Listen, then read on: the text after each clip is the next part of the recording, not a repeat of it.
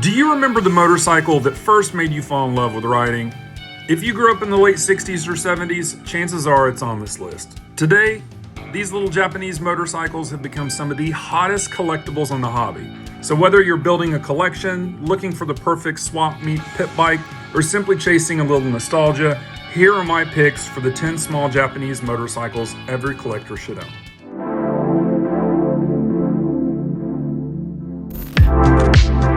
Number 10, the Suzuki RV90. And let me tell you what, that RV90 was unlike anything else on the market. Those oversized balloon tires let you ride through sand, mud, snow, and trails that would stop most mini bikes in their tracks. It wasn't built for speed, but it was built for fun, and that's exactly why so many people remember them. Today, the RV90 has become a cult classic. They're still surprisingly usable, parts availability is decent, and they are guaranteed to draw attention wherever you ride them. Nice riders generally sell between $2,000 and $4,000, with exceptional originals bringing even more. Number 9, Kawasaki KV75. The KV packed a lively little two-stroke into a lightweight package that felt much more like a real motorcycle than many of its competitors. And for a lot of kids, this was their first taste of Kawasaki performance. And in reality, the KV borrowed much of its engineering philosophy from Kawasaki's larger two-stroke trail bikes. It wasn't simply built as a toy, it was intentionally designed to feel like a scaled-down version of a motorcycle adults are riding. Clean examples typically sell from $2,000 to $4,500, but they're becoming harder and harder to find every year. Number 8, the Yamaha GT80.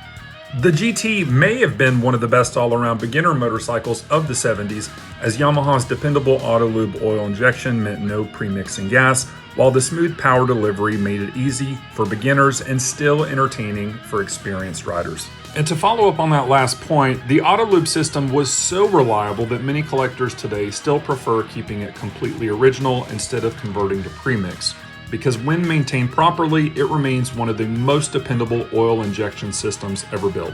And currently, nice GT80s typically trade in the range of $1,800 all the way to $3,500. Number 7, the Honda QA50. The QA introduced thousands of kids to riding. Its automatic clutch meant young riders could focus on learning balance and throttle control instead of worrying about shifting gears. And like everything else Honda was making during this era, they were incredibly reliable.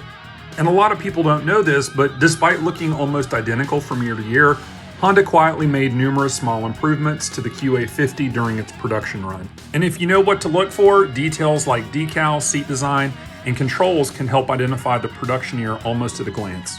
And unsurprisingly, collectors love these because so many families have memories attached to one. Nice originals are usually bringing between $2,500 to $4,500. Number 6, the Yamaha Mini-Eduro JT1. When Yamaha released this Mini-Eduro, every kid suddenly wanted to ride off-road. It looked like a scaled-down enduro bike, sounded fantastic, and its high-flung two-stroke engine made every ride feel exciting. And the styling was no accident. Yamaha intentionally styled the JT1 to closely resemble the larger DT series Enduros, because to a young rider, it looked like a real enduro motorcycle, not just a kid's bike. And that was a huge part of its appeal. And today, it's one of Yamaha's most recognizable small motorcycles. You can expect to pay between $2,500 up to $5,000 for a clean rider, while beautifully restored examples can bring even more. Number 5, the Honda Trail 90. Few motorcycles have earned the reputation of the Honda Trail 90. Hunters, campers, farmers, and outdoor enthusiasts all love its dual-range transmission, step-through frame, and bulletproof reliability. It would go almost anywhere while carrying gear on that iconic rear rack. And one of my favorite features of the CT90 is the dual-range sub-transmission, which effectively doubled the number of available gear ratios. So this meant in low range, first gear became low enough to climb incredibly steep hills or creep through rough terrain that surprised riders on much larger motorcycles. And that's one of the many reasons they're still so popular today. You can actually use one without worrying about reliability, and part support is outstanding. Most CT90s sell between $2,500 and $5,500. Number 4, the Honda SL70. This Honda SL gave young riders a true motorcycle experience. With a manual clutch, 4-speed transmission, and surprisingly capable suspension, It prepared an entire generation for bigger trail bikes and motocross machines. And let's not forget, the SL70 shares a surprising amount of engine architecture with Honda's famous horizontal engine family. That simple overhead cam 4-stroke became one of the most successful small motorcycle engine designs Honda ever produced and influenced countless later models. So as far as why this model should be in your garage, it's both fun and historically important. Expect to pay anywhere between $3,000 and $6,000. Number 3, the Yamaha Chappy. And I think that we can all admit here that the old Chap was one of Yamaha's boldest designs. Wide tires, low seat, quirky styling, and a comfortable ride made it instantly recognizable. And it really wasn't trying to copy Honda.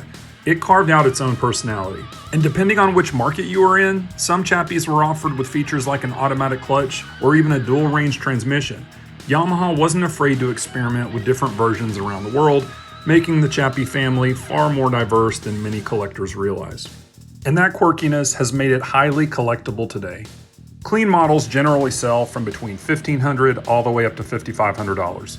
Oh yeah, and that crowd that you're going to attract whenever you pull up in one at the motorcycle show, that's free.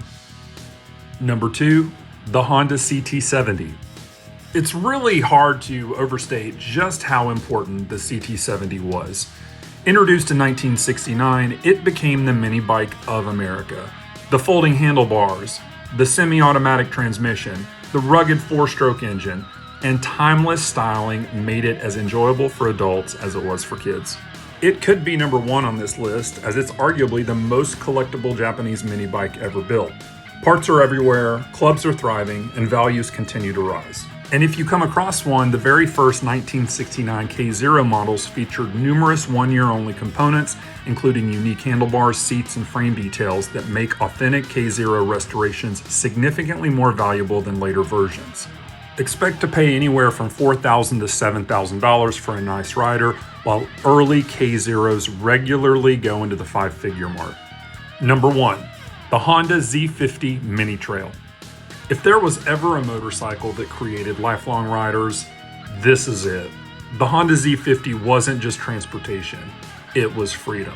Countless kids learned to ride on one, and nearly every vintage motorcycle enthusiast has either owned one or you've wanted one. And that's why today the Z50 remains the king of collectible Japanese mini bikes. They're easy to restore, incredibly reliable, and instantly recognizable around the world. Honda's famous monkey bike nickname traces back to the tiny Z-rated prototype used at the Tomatech amusement park in Japan.